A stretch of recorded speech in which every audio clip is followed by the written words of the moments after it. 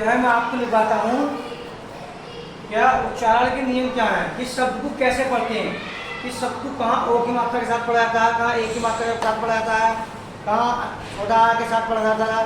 उस हिसाब से मैं आपको समझाता हूँ, वो ज़्यादा लिख पाऊंगा। तो उस हिसाब से हम सबसे पहले ए के उच्चारण के नियम पढ़ते हैं, ए कहाँ कहाँ किस किस शब्द की आवाज़ निकालता है।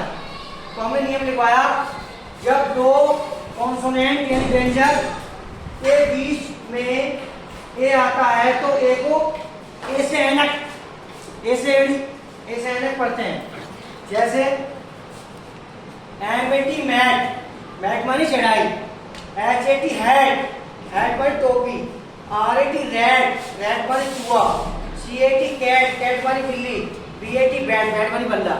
जबकि मैंने तुम्हें बताया था कि भाई ए जो है काय की आवाज निकालता है, छोटे आ की, नहीं तुम कहोगे सर ये तो मट होना चाहिए, मगर तुम मैट क्यों पढ़ रहे हो, तुम्हें ये क्वेश्चन करना चाहिए।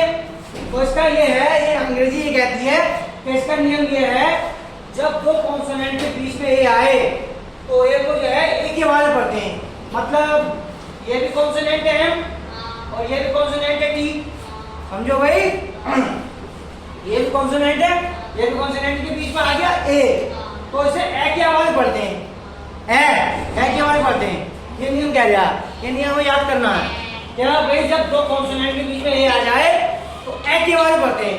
मैट, हैट, रैट, कैट, ये नियम है अंग्रेजी पढ़ने के नियम है, इसलिए हम पढ़ने में गलतियां करते हैं, तो नियम है जो फॉलो करना होता है। समझ में आया? का दूसरा नियम क्या है, जब किसी वर्ड यानी शब्द में ए के बाद एक कॉन्सोनेंट तथा उसके बाद ई आए तो ए का जो उच्चारण है ए पढ़ते हैं। मतलब जैसे कोई शब्द है डेट, इस ए के बाद क्या है कॉन्सोनेंट आ गया टी, टी क्या है कॉन्सोनेंट, और टी के बाद आ गया ई, तो इस ए का उच्चारण जो है ए की मात्रा पढ़ते हैं, ए की मात्रा। जैसे इसे पढ़ेंगे डेट, इसे पढ़ेंगे लेट, इसे पढ़ेंगे स्टेट, इसे पढ़ेंगे मेट, इसे पढ़ेंगे लेट। ठीक है, इनके ये हो गया, डेट मानी होता है ग्राम, लेट मानी देरी, स्टेट मानी राज्य, मेट मानी बनाना, रेट मानी दर। तो समझ में आया? ऐसा पढ़ना आसान हो जाएगा, हो जाएगा। ये नियम तुमने याद कर लिए ना, तो समझ लो कभी मार नहीं खाओ कोई भी क्लास में, और तुम्हें इंग्लिश पढ़नी भी आ जाएगी, और जब पढ़नी आ जाएगी तो लिखनी भी आ जाएगी। समझ में आया? चलो ठीक है, काम करो।